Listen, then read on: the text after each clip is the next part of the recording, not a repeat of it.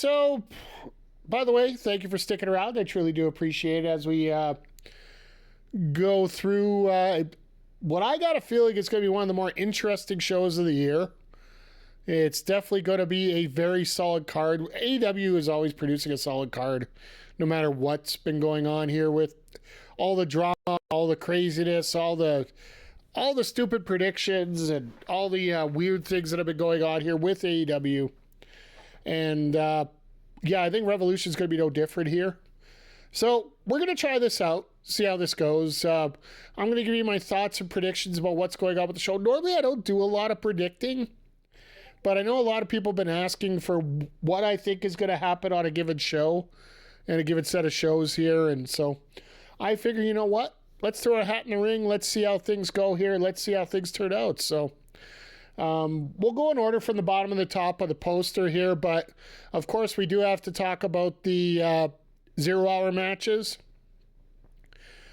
First of all, the most current match that we had announced, and this was announced Saturday night, we're going to have an 8-man tag with Shane Taylor Promotions with Lee Moriarty after he ended up losing his TNT title match to Daniel Garcia. He's going to be bringing in the rest of the clan here, Shane Taylor and the Infantry. Going to be taking on the team of Daniel Garcia, Adam Cole, Roderick Strong, Kyle O'Reilly, the United Kingdom. I think this is a Garcia and UE victory. Yes, I'm calling him UE when it should be UK, but whichever. I think this is going to probably set up the match between Danny Garcia and Adam Cole, as we're going to get the rematch, as it ended up being a no contest last week on Collision when they had their match, thanks to Shane Taylor Promotions getting involved. From there, we're getting Gravity versus Chris Jericho for the ROH World title during 0 hour. Of course, the bad guy's got to win somewhere on the pre-shows. So, and it seems like it's going to be Jericho wins, lol. I think that's pretty straightforward. We'll probably have some shenanigans involved, but I don't see Jericho losing the title, the ROH World title, on 0 hour. Just throwing that out there. And then we got Big Boob AJ teaming up with Orange Cassidy and Mark Briscoe, taking on Johnny TV and MXM with the Murder Machines in their corner. The Murder Machine thing just confuses the hell out of me, but makes me feel like there's going to be somebody else coming out there to break things up. It'll be a lot of fun, and that's fan. I agree with you that this match will be a lot of fun. I do feel that you're going to get AJ with the victory, probably pinning Mansoor. I don't see AJ losing any matches that he gets in, especially when he did his first match against QT Marshall with a broken ankle going into the match. If he's going to have that kind of dedication, I think they're probably going to reward him with an extra victory here. And plus the publicity you're going to get on that makes me also wonder who is going to come out there to take out the Murder Machines.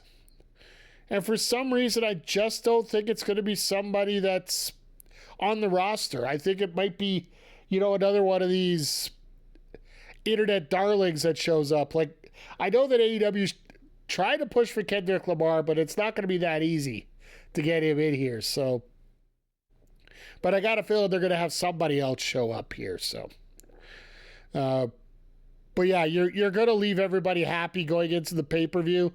That way many people get a chance to buy it. Now, just a reminder, there are many different ways to buy it, but do yourself a favor, do your homework, and look around. Myself, personally, because I have a Roku stick, I got a deal on the Triller app for Dynasty and Revolution for $64 Canadian. So, yeah, for $68 essentially with tax, I'm getting this pay-per-view and the next pay-per-view. So, do yourself a favor, do your homework. If you Amazon Prime has it, ppv.com has it, Triller has it. Like I said, Amazon Prime is the big one that they're advertising. But do yourself a favor, look around, get yourself a good deal on it. So, as we go into it. No Kendrick, don't need another Travis Scott. I got a feeling there's going to be a little bit more restraint on any other guest that comes in from AEW. And I just don't know if Travis Scott really gave a damn at that point. But you know what? We don't need to deal with that. Let's get into the main card here and see how things go. And I think the best way to do this here, we're just going to go from from bottom to top here. And I will talk about why the controversial main event will make a lot of sense once we get to it here. So I think the most straightforward match we're going to get this night is going to be the Hurt Syndicate versus the Outrunners. While there could be some interference with the Murder Machines and whatnot, the fact that the Murder Machines are going to be on the pre-show tells me that they're probably not going to be on the main show. I think this match ends rather quickly. Outrunners had a lot of momentum, but this is just wrong place, wrong time to flip the titles onto them. So I think the Hurt Syndicate wins this.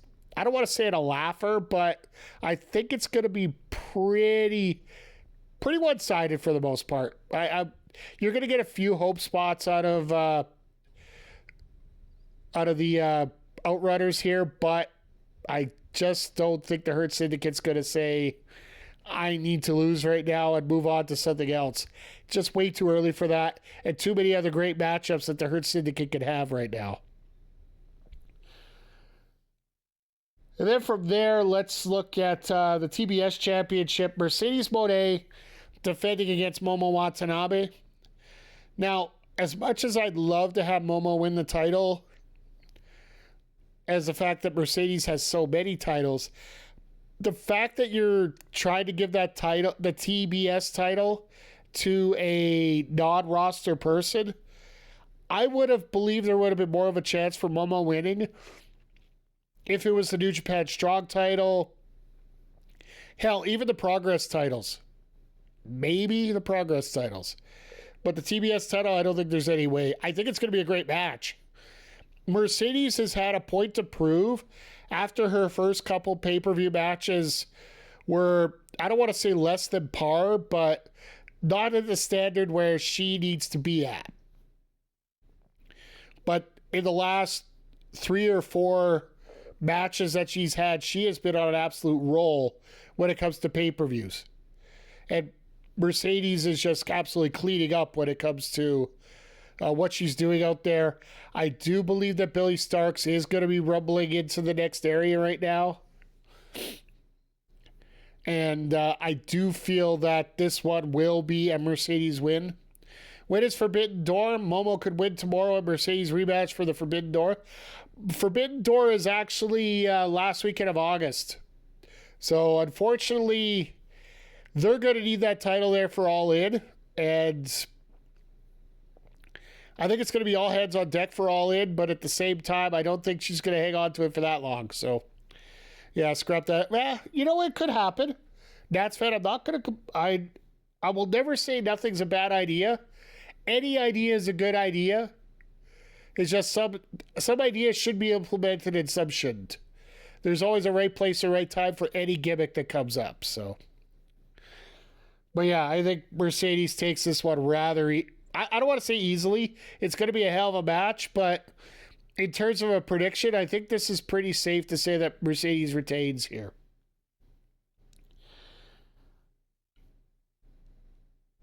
Now, this one I thought could go either way up until a promo that came up last week. And I'm talking about Konosuke Takeshita and Kenny Omega. Now, this one is for the International Championship. And I thought, honestly, that it could go either way. But then last week, Kenny Omega comes up with the, I will not challenge for a major title if I lose this match. When we know already, they've been doing the screenshots for it the whole time. Okada, Omega, All In. We know it's coming. I think a blind man could see this one running down the road here. I do think tonight's the night where they flip the title onto Omega, and that way we are just a few months away from setting up a historic match coming up at All In for a lot of stakes, which we can talk about later on here. I think Kenny Omega becomes the new international champion. That way we actually don't need to see the title a whole lot going forward, because Omega really doesn't wrestle a whole lot. I would love to see Omega put Takeshita over, but that damn stipulation just... It scares me a little bit. Bayley Takeshita All In Texas? Very well could be. It very well could be. And for all we know, we could have Speedball Bayley make his introduction here on this show and show up to challenge Kenny Omega even, if he wins. The winner of this match, you can have Speedball come out and challenge him. And you can just shut up and take my money, period, when it comes to that. So that's my thought on it. Now let's go to that number one contenders match, which I know that Nats, we were talking about this on our AEW sidecast for Collision this week. You said that the other match should have been for the number one contendership, but it's very smart to have this here because there is no real incentive for Ricochet to win or to even get into a match with Swerve again. Ricochet's won. He's got the robe. He's got everything he needs. But the fact that they're dangling a number one contendership over him, I think that's enough to do it. However, and this has a lot to do with my feelings about what's going to happen during the main event, I think we're going to get Swerve winning this match and winning the robe back. If the robe wasn't involved, I think maybe. There's only two things that could happen here. Either one, Swerve wins clean, gets the robe back, Nana's happy. Or two, Nana turns his back on Swerve, joins Ricochet, and Ricochet gets the victory, and Nana gets his robe back. And it just pushes Swerve as more of a babyface as ever. I'm going with the former instead of the latter. I think Swerve wins this one. And the explanation for that is going to come up here when we talk about the world title match here, because that's going to make a lot more sense here. So, but then from there, we have Brody King in his hometown taking on Kazuchika Okada for the Continental Championship. Now, I think Brody is an uncrowned champion in many ways. I think Brody deserves a title. I believe Brody will have a title, but just not tonight. I think they have a plan for that Continental Championship. I do believe they have a plan for the International Championship. I've already hinted at what we're going to be doing here. Does the name Intercontinental title mean anything to anybody here? Anything that'll piss off every WWE fan and every sole WWE fan from here to, from LA to New York. So just a little extra dose in your coffee there. Okada retains. Hell of a match. Brody puts Okada over.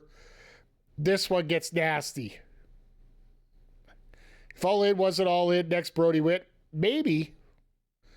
I could see Brody getting on a winning streak after, and once the titles combine, I could see a guy like Brody King winning that Intercontinental Championship.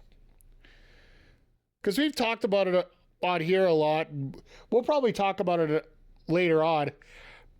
People feel that the international title and the Continental title don't get defended enough. So maybe if you combine those titles into one, it takes a little bit of that pressure off. And it sort of streamlines things a little bit easier and makes people define a little bit here as we go along. And it's a little more traditional with the fact that we have one secondary title, one TV title, one tag title, one trios title, and one heavyweight title.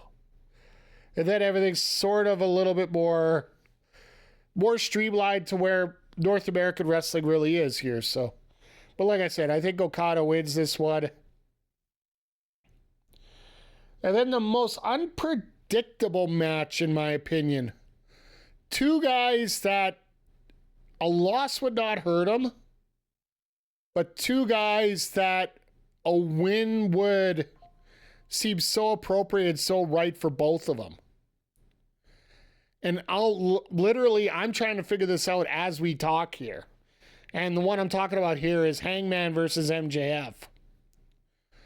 Because we're in a position here right now, and the way that this story's been set up is just, it's basically come out of nowhere, and it's sort of a cleanup and redirection after the Jeff Jarrett push, as it was set up as. Sort of Jeff Jarrett was sort of the run-in sort of situation where Hangman was just hanging back, and then all of a sudden Jarrett lost his match against Claudio, so he couldn't challenge for the title. And all of a sudden now Hangman's gone into this territory with MJF instead of Jarrett. So to me, I feel that this might not be the final match between these guys. And if that's the case, I would have to take MJF to win. Because Hangman wins the definitive match usually. Well, so does MJF for that matter. But I think in this case, you're going to get Hangman get caught up in something. It's going to be, I don't know whether it's going to be something stupid, but it's going to be something that's going to cause him to lose that match against MJF. And it's going to drive Hangman nuts to the point where they're probably going to get a rematch in Dynasty or Double or Nothing, because that's only 2 months away. And that's where you could throw in a number one contendership spot at that point, because, well, we're going to have a number one contendership issue coming up here, and I'll be talking about that here in just a moment here. Now, the steel cage match between Will Ospreay and Kyle Fletcher. These two have been putting on clinics on how to grow a huge rivalry, how to create tension, how to create emotion, how to create a feel of a great match, a great feud. And this is going to be the finale in a cage. I know they both talk about wiping each other's blood on the floor. I don't see it being as that violent. Mainly because we have the next match I'm going to be talking about on this card here that is going to probably be a lot more violent and a lot scarier. I do think that Ospreay eventually wins this one, thanks to the help of Mark Davis. Because you could see Mark Davis slowly starting to turn on Dynamite on last Wednesday, when he was told to hit Ospreay with the chair and he just refused to, so Fletcher did. And then Davis was threatened with the chair and basically went after and just did a quick shot, ran away because he didn't want to do it. He's having second thoughts about being part of the Callis family, and I think this is where it's going to come into fruition here at the pay-per-view. The Callis family is going to get involved. Somebody always breaks into the cage somehow during this match, whether it's before or after or during. But somebody always seems to get involved in these cage matches, and I think Mark Davis is going to be the deciding factor in this matchup in favor of Will Ospreay. I know it's a weird pick, but we're going to go with it there. Now, these last two matches, they're for the AEW Women's and the AEW Men's World titles. And there's been a lot of controversy around here with a lot of people saying that the women's match, the Hollywood ending, should main event the show. While I would have nothing against it, I think the crazy booking that we're going to get for the main event is going to understand and justify the reasons why we're going to have the women's match as the semi-main event. So let's discuss Toni Storm, Mariah May. On behalf of Zodiac, I will throw that in there just for the heck of it. No reason. This match here, it reminds me a lot of when I was watching a local match here. One of my favorite local match in this Edmonton area. It involves a someone who's been on MLW and as well as Booker T's promotion down in Texas, Gigi Ray, taking on WWE ID newest Canadian candidate, Zoe Sager. Watching these two do their match, it was the first one that they've done in Alberta. It was for Love Pro Wrestling. I believe it was June or July of 2023, if I do remember right. It was one fall to a finish. It was they had a trilogy after it. But I have never watched two people work so hard to work together to get themselves over in an absolute spectacular match. One that you could see that they were working so hard together and worked everything so flawlessly to produce simple artwork. The reason I bring up that match is because that's what I expect to see out of this one. Mariah May, Toni Storm, in many ways, people could consider this the best feud that we have seen over the last 2 years. The development of Mariah May ever since she arrived from Stardom into AEW, turning into the hellion that took out Toni Storm and won the AEW championship, to having Toni Storm basically have to reinvent herself in many ways while still keeping the same persona but reinventing herself and throwing it into another level. I expect this match to be absolutely crazy. I expect this match to be extra violent. I expect this match to go all over the arena. I could see this pinfall happening in the street, on the stage.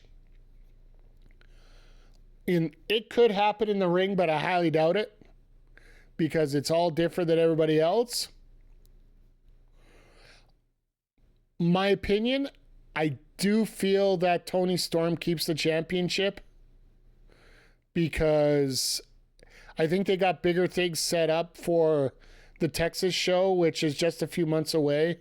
And if you let Mariah May win the finale here, you're probably looking at least a year before these two can face each other again for the championship, because they are calling this the Hollywood ending, so it only makes sense. And I do feel that we're eventually going to end up getting Mercedes and Tony because of all the talk and all the residents of the wrestling world. I do feel that Toni Storm is going to win this match. I do think it probably will be match of the night, but I do also feel that this one will not be the main event for a very important reason. And the main reason is the main event's going to get overbooked and create some chaos that I think a lot of people forgot about and a lot of people need to decide on. So our main event, Cope versus Mox, the battle of the the one-syllable names. 2 syllables altogether. 2 people that the casual viewer will be familiar with because everybody knows Edge, everybody knows Mox, who has watched wrestling in the last 10 years. They know both people. I've mentioned it before. I've put up videos up here on the channel before. Go back and check out the archives here about Netflix and Chill. Netflix and Max and Chill is what the video was called. As we're getting into this, I think it's very important to have this match for the casual viewer to see.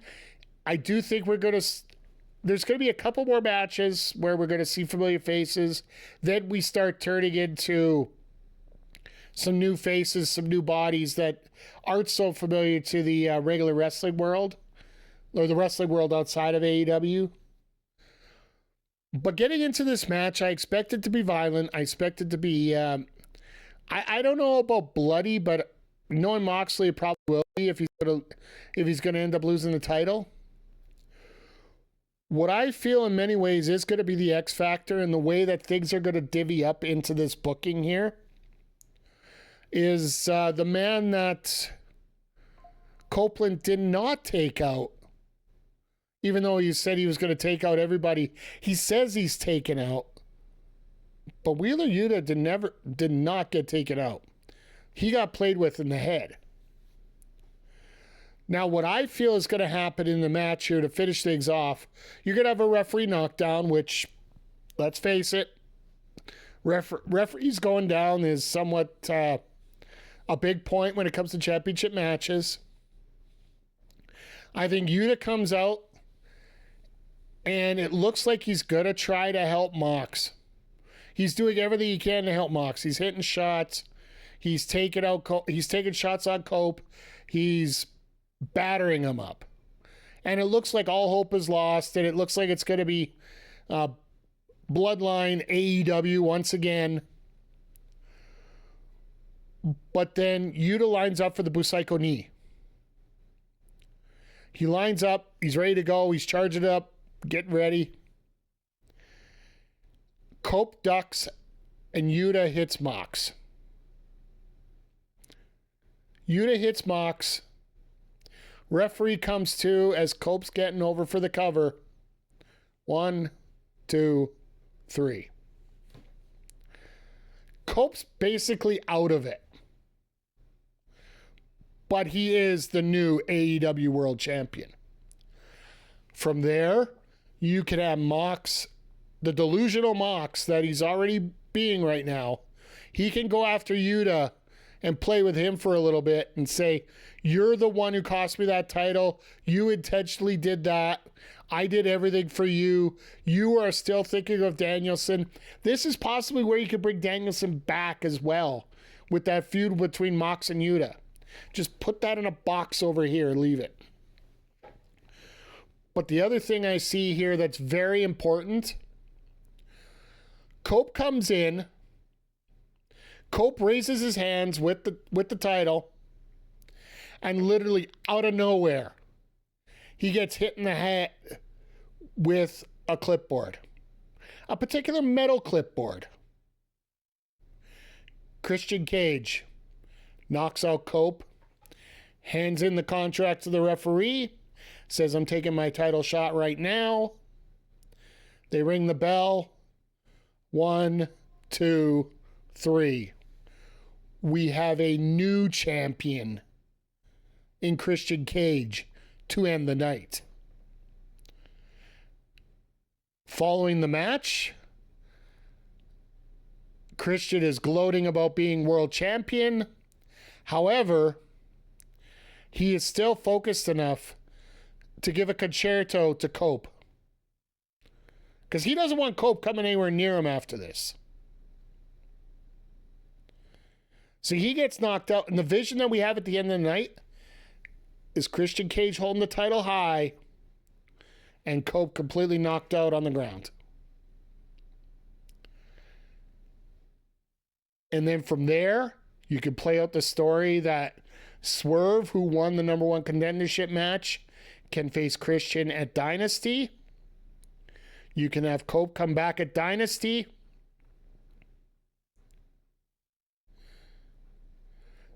You can have Christian win that match.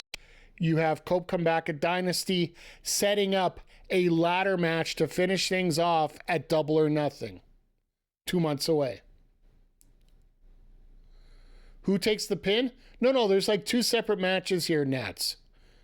You have Cope win the title after he pins Mox, and then as Cope's celebrating, Christian smacks him, enacts his clause to start. It's just simply Mox has already run off with Yuta. Already deal with that. So, and then you got you have Christian pin Cope, 1, 2, 3, becomes the champion. Concerto's Cope. Tony Khan is a very big fan of letting people leave a pay-per-view disappointed in many ways. Remember what he did with Mox and Danielson? Gave you that shock moment. Well, this is another shock moment that he can do. But then you can have Swerve versus Christian going on at Dynasty. Have Cope return, set up for a ladder match or a TLC, whatever way you want to call it. At Double or Nothing, they're one of their big pay-per-views in Phoenix at the end of May. And that's where you end that feud. You can have either one win it, and then if you have Cope win it, you can have MJF sort of run around there in the title picture. Or if you have Christian win, you could start maybe making hints of Willie Boy Ospreay getting towards that title. But that heavyweight title at that point, I think we could play with the cards a little bit here. We got Speedball Bailey running around the background here. That's going to be showing up here. We'll see where he fits in on the card. We're going to see where Ricochet fits in after this feud. We're going to see where... We're going to have to see where the cards land after we're done here, because we still have to wonder what's going to happen with Claudio and with Pac when they come back, and Marina. I'm sure Marina's got Willow. Marina Willow is all over it there. But then when Claudio and Pac come back, do they side with Wheeler or do they side with Mox? Because, well, Mox, he was trying to help you and this is what you do to him? Or do they think, oh, this was intentional and you're doing the same things you did with Danielson? There's a million different ways you could play it off there. I think this card, the way that I mentioned, the way I book it here, might be very interesting on how things develop going into the future. But in many ways, I could be completely wrong here and have none of these matches right. But it still will be entertaining as hell. But just as a reminder, everybody, we will be here for our AEW Revolution sidecast over on both our YouTube channel on Backbreaker Video and our Twitch channel, twitch.tv/MikeTheRef. We're going to be there for most of 0 hour. We're going to be there for the entire show. We got a lot of great matches. We have a great community that hangs out here. Want to give a special shout out to Nick Tetro. I want to get his name right because I always keep screwing stuff up. Nick Tetro, 12. I wasn't on his stream today, and he literally gave me a shout-out in the middle of his stream. So I want to give him a shout-out and a big thank you. I appreciate that.